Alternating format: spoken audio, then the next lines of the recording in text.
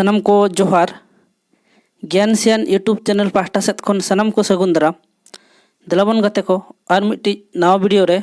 सनम को सगुन दाराम तेहना वीडियो दोबन नेल दाड़ेया सान्ताली ग्रामार से रोनोल रेना गे और मिट्टी हटिंग जहां दो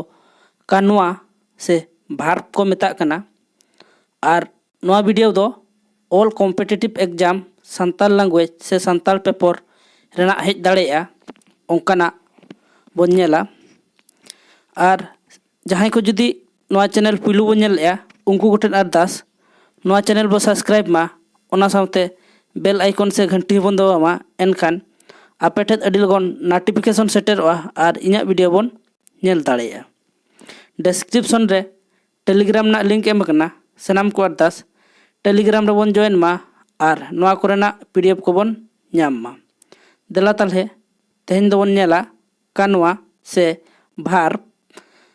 सनाम को अरदास एतहब खन मुचाद धाबि नेल ताबन पे एनखान नवा कानुआ से भार्ब इदी कते बो बाडाय दाड़ेया। देला तालहे बोन एतहब उतर लगे नोडे बोन नेल दाड़ेया कान गया कानुआ से भार्ब नवा आयत को पढ़ाव में माने ओना आयत को बोन पढ़ाव लगे इना पर बोन बाडाया ओरे एम कना गिद्रा दड़ाय आर एम कना आले ओलो आले ईरे एम कना सेता भू आय उरे एम कना आपे पढ़ाव आपे और ए रे दो एम कना चेणे उड़ो आको। ताले नुआ भार्ब को बोन नेल केया और बोन बाडाय दाड़ेया कान गया भार्ब दो चेद को मेताआ। पुलू रे ताले एम कना नुआ आयत रे दल ओल भू पढ़ाव उड़ाव नुआ दो मिटा चेद कना कानुआ कना। ताले अब कानुआ चेद बोन मेता कना जहां गे हां नो नोडे एम का दो गिद्रा दड़ाय ताले दड़ दो चेद कना मिटी कानुआ आले ओलो आले ताले ओल दो चेद कना मिटी कानुआ सेता भू एदाय भू दो मिटी चेद कना कानुआ कना। इन परे पढ़ाव पढ़ा दो चेद कना मिटी कानुआ और उड़ाव उड़ाव हो चेद कना मिटी कानुआ। कानुआ तो को मेता कना जहां गे कमी आए से जहां दारायते कमी रेना बाडायोआ जहां साबाते जहां कमी को उदुग रेया आर बांग कोराव रेया बाडायोआ ओना गे कानुआ को मेता कना। ताहले कानुआ चेद को मेता कना जहां आयत ना गे माने जहां सेंटेंस ना गे कमी रेना हुई दाड़ेया कमी कोराव दाड़ेया ओना गे कानुआ दो को मेता कना। ताहले अब बोन बाडाय केया नोडे अब बोन बाडाय केया जहां साबाते कमी को हुआ माने जहां दारायते हाँ कमी हुआ ओनागे कानुआ दोबन मेता कना से भार्ब जहां लका बोन नेल केया जहां साबाते कमी को हुई रेया आर बांग कोराव रेया बाडायोआ ओनागे कानुआ दोबन मेता कना। ताले कानुआ चेद बोन मेता कना ओना बोन बाडाय के गया नोडे आधु देला ओना को बोन नेला ओरे जहां एम काय गिद्रा दड़ एदाय दड़ दो मिटी चेद कना कानुआ कना। जुदी अब बोन लया गिद्रा चेद ए चिकाय गिद्रा दो दड़ दड़ ना मिटी कमी कना आले ओलो आले ताले ओलो दो मिटी चेद कना कानुआ कना आले चेद ले चिकायदा आले ले ओलो एदा आले ले ओलो आले ताले ओलो दो मिटी कानुआ कना। इन परे भू सेता भू आय माने सेता हाँ सेता ना भू गया ओना दो चेद कना आजा कमी कना ओना चिके नोआ दो कानुआ कना। इन परे आपे पढ़ाव आपे आपे चेद पे चिकेदा बांगा आले दोले पढ़ाव कना नोआ दो पढ़ाव दो मिटी चेद कना कानुआ। इन परे चेणे उड़ो आको उड़ो दो चेद कना मिटी कमी कना उना लगी नोआ दो चेद कना मिटी भार्ब कना। ताहले भार्ब से कानुआ दो चेद बोन लई केया नोडे बोन नेला जहां साबाते जहां कमी को हुई रेया आर बांग कोराव रेया बाडायोआ ओनागे कानवा दो को मेता कना। ताहले कानवा दो चेत को मेता कना जहां दारायते कमी हुयुआ किंबा कमी रेना बाडायोआ ओनागे कानवा दो। तेला ताहले इना परे बन नेला नोडे लई काय गिद्रा चेत चिकायाय गिद्रा चेत चिकायाय मांग सेंटेंस रे बन नेलया से अयत रे बन नेलया गिद्रा दळाय दळ दो ताहले मिटि चेत कना कानवा आले चेत चिकायाले आले चेत ले चिकाया आले ले ओलो कना ताहले ओल दो मिटि चेत कना कानवा कना। सेता चेत चिकायाय सेता दो चेत चिकाया भूख आय सेता दो ताहले चिकाया भूख आय नोआ मिटि कानवा कना। चेणे चेत चिकायाय चेणे दो मिटि उडो कना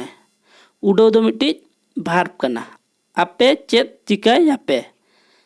पढ़ाव आपे ना दो पढ़ाव दो मिटि भार्ब कना। नितो ताहले बन नेला किछुगान कानवा को बन बाडाया हिजू हिजू जम न्यू जपिद दोन खेल लई रोल चला सेनो पढ़ाव दर नेल झिज बेरेद गेर नोना को मिटा चेत कना कानवा कना। ताहले अब कानवा नोआ को चेत कना मिटा कानवा कना। नोआ अयत को पढ़ाव में माने नोआ अयत को बन पढ़ावा करू पढ़ाव कनाय करू पढ़ाव कनाय इन गापा ओड़ा सेनो अñ हाँ ताहले इन गापा ओकातिन सेनोआ ओड़ा इन सेनोआ बारिया कुड़ी ओलो कनाकिन बारिया कुड़ी ओलो कनाकिन ताहले ओलो दो मिटि चेत कना कानवा कना। ताहले बन ठिका किया कानवा चेत को नोडे मेनाआ कानवा ताहले करू पढ़ाव कनाय ताहले पढ़ाव दो मिटि चेत कना कानवा इन गापा ओड़ा इन सेनोआ सेनो दो चेत कना मिटि कानवा बारिया कुड़ी किन ओलो कना ओल दो चेत कना मिटि कानवा। ताहले करू दो चेत कना जहां सब्जेक्ट बोले सब्जेक्ट दो मुतन ताहले करू दो मुतन और पढ़ाव दो मिटि भार्ब ताहले नोडे दो मेना सब्जेक्ट प्लस भार्ब हाँ मेना और नय कनई नोना कनई दो हुयुग कना गोगड़ो से एक्जुअलरी भार्ब। तेला ताहले नितो दो ओना कोरेना गे बूटा सहित बन नेल लेगे। ताहले नोडे बन नेला मिद रे एम काय नोआ अयत रे पढ़ाव कनाय नोआ अयत रे पढ़ाव कनाय सेनो अñ हाँ ओलो कनाकिन ताहले नोआ ओलो कनाकिन नोआ दो चेत कना कानवा नोआ कानवा मिद खन बल्ती साबात मेसा कातेन बेनाव आकाना। ताहले नोआ कानवा चेत हाँ नोआ कानवा दो मिद खन बल्ती मेन दो जस्ती कातेन कानवा बेनाव आकाना। ताहले ओनागे नितो दो बन बिसड़िया मेन दो पढ़ाव कना आय पढ़ाव कनाय पढ़ाव मेसा कना मेसा आय ताहले पढ़ाव कनाय उनकागे सेनो मेसा अñ मेसा हाँ सेनो अñ मेसा हाँ सेनो अñ तापरे ओलो कना किन ओलो मेसा कना मेसा किन ओलो कना किन। ताहले कानवा बन बाडाय दाड़ेयादा गया। देला ताहले इना परे आरो बन नेला नितो दो बार रे बन नेला कानवा मिद खन बल्ती हुई दाड़ेया। ताहले कानवा चेत मिट्टी कानवा हुई दाड़ेया और बल्ती कानवा हो हुई दाड़ेया। देला ताहले ओना बन नेला जेलेका दल दले आय दल दले आय कोराव दाड़ेया आय कोराव दाड़ेया आय जोजम कान ताहे कनाय जोजम कान ताहे कनाय सेन हिजू कान ताहे कनाय। ताहले नोडे बन नेल केआ बारया कानवा मेनाआ ओना कोदो ओका ओका ओना कोदो हुयुग कना दाड़ मिट्टी कानवा और दाड़े आई मिट्टी कानवा माने नोआ दो कमी ना लई आय इना परे कोराव दाड़े नोआ मिट्टी कानवा जोजोम ताहे कना जोजोम कान ताहे कना तापरे सेन हिजु सेन मिट्टी कानवा हिजु मिट्टी कानवा और ताहे कना मिट्टी कानवा ताहले नोडे दो बारया कानवा मेना नोआ रहो बारया कानवा मेना नोडे दो पिया कानवा मेना ताहले कानवा चेत कना बोन ठिका दाड़े कदा उयहर दोहय में जहाँ तीना साबात रे गार कना नोडे जहाँ तीन साबात ने गार कना ओका को गार कना ऐ कनन नोडे जहाँ तीन गार कान दो ओना दो मुतन ओजा कना मुतन ओजा बांग लगाव लेनखान अयत अतरा अतरा गे बुझेगा ताहले नोडे अब बन नेल केआ जहाँ को नोना गार कान दो नेल तबन पे नोआ को जुदी बाय लगा एनखान अयत मेन दो सेंटेंस बाय पुरुनवा माने आधा गे ताहेना जुदी अब बन लया सेन हिजु कान ताहे कनाय नोडे ताले बन नेल केआ जहाँ नोडे गार कना नो नेल तबन पे कनन किंबा कनाय आय नोआ जुदी बाय ताहेना अयत रे एनखान नोआ दो फुल सेंटेंस से पूरा अयत दो बांग लेखा तला ताहले इना पर आरो बन नेला नितो दो बन नेला कानवा रेना हटिंग से काइंड ऑफ भार्ब कानवा रेया रूप पे हटिंग रे मेना ताहले कानवा रेना रूप दो तिनी हटिंग रे मेना पे हटिंग रे ओना को दो हुयुग कना जोतोस कानवा बिन जोतोस कानवा और मिट्टी हुयुग कना गोगोड़ो कानवा ताहले कानवा तिनी हटिंग रे मेना कानवा दो आबो पे हटिंग रे बोन हटिंग दाड़ेया ओना को दो हुयुग कना जोतोस कानवा बिन जोतोस कानवा और गोगोड़ो कानवा दला ताहले नितो दो बन नेला जोतोस कानवा से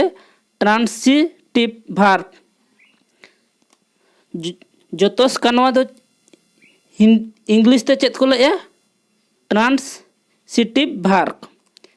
जहाँ कानवा ते कमी रेया कुड़ाई मुतन से सब्जेक्ट छाड़ा कातेन जोतोस से ऑब्जेक्ट ठाव न्यूरुआ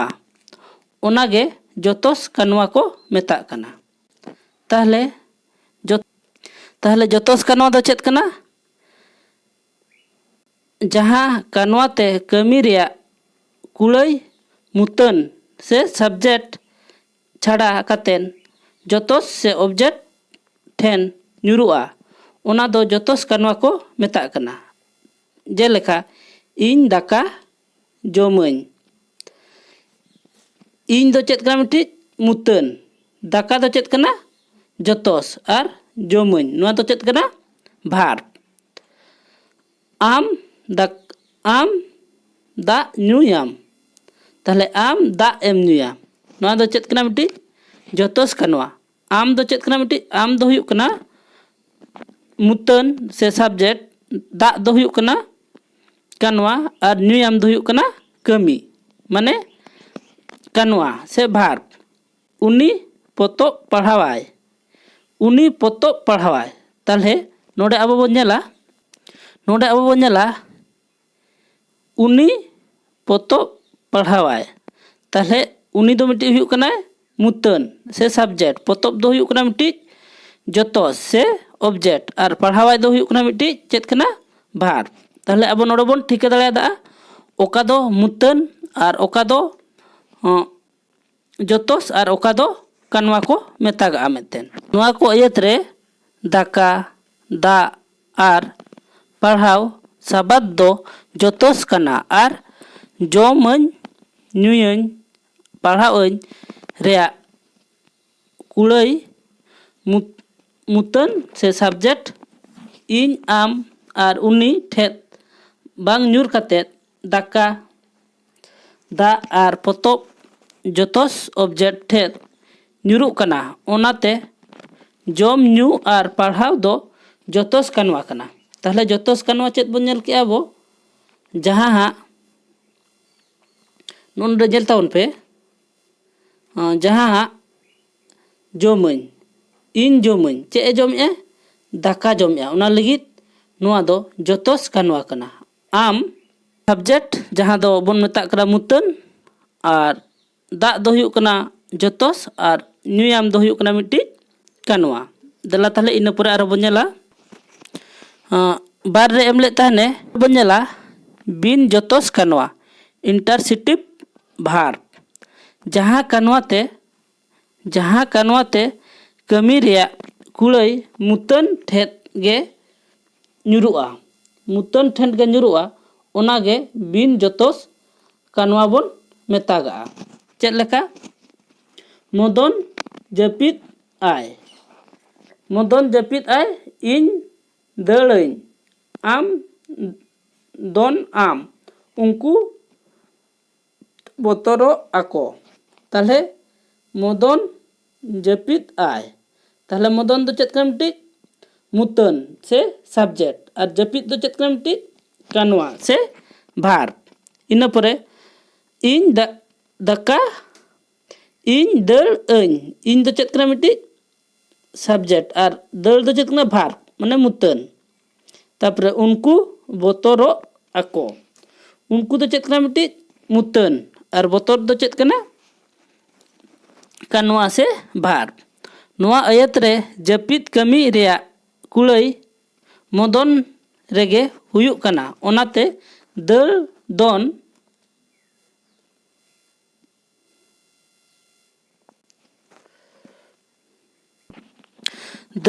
और बरो रेहो इन आम और उनको चेतान रेगे हुयुग कना। नुआ दो कनवा रेया चेत हो जोतोस दो बनुआ ओनाते दड़ दोन और बोतर कनवा दो बिन जोतोस कनवा कना। ताहले बन बुझाव के तेला ताहले नितो बन नेला किछुगान बिन बोतर कनवा को अड़िस बिन बोतर कनवा को बन नेला किछुगान बिन जोतोस कनवा बन नेला अड़िस लाजाव दा ताहेन गुजु एभेन झलकाव लांदा बोतर हरा उछलव दुड़ुब जपित खेल नुआ को चेत कना मिमिटा बिन जोतोस कनवा कना। ओनकाना किछुगान कनवा मेना जहां दो कनवा मांग रे जोतोस बाय हिजुआ जेलेका दुड़ुब सेनो चला हिजु जपित गोज और सेटेर नुआ को चेत कना मिटा बिन जोतोस कनवा कना। नोडे दो मुतन मांग हिजुआ तापरे कनवा हिजुआ। तेहेना कनवा वीडियो दो नोडे गे चाबा हकना। वीडियो नेल कते चेद लेकान बुझाव केआ ओना दो सनाम कोगे कमेंट दारायते लई ताबन पे और वीडियो बन लाइक मा ओना सावते चैनल होबन सब्सक्राइब मा और बेल आइकन से घंटी होबन दबाव मा एनखान आपे ठेद अडी लगन नोटिफिकेशन सेटरवा और इᱧᱟᱜ वीडियो बन नेल दाड़ेया। लाइक शेयर कमेंट दो आलो बन हिड़िया जोटा कोठेद गाते कोठेद बन शेयर मा और डिस्क्रिप्शन रे टेलीग्राम ना लिंक एम कना सनाम को अरदास टेलीग्राम रे बन जॉइन मा और नोआ कोरेना पीडीएफ को बन ᱧᱟᱢ मा ताहले तेहेᱧाᱜ वीडियो दो नोडे गे ताहेन कना और मिट्टी वीडियो रे बन ᱧᱟᱯᱟᱢᱟ ᱤᱱᱟᱹᱜ ᱫᱷᱟᱹᱵᱤᱡ ᱛᱮ ᱤᱧ ᱯᱟᱦᱴᱟ ᱥᱮᱫ ᱠᱷᱚᱱ ᱫᱚᱲᱦᱟᱛᱮ ᱜᱚᱰ ᱟᱨ ᱡᱚᱦᱟᱨ।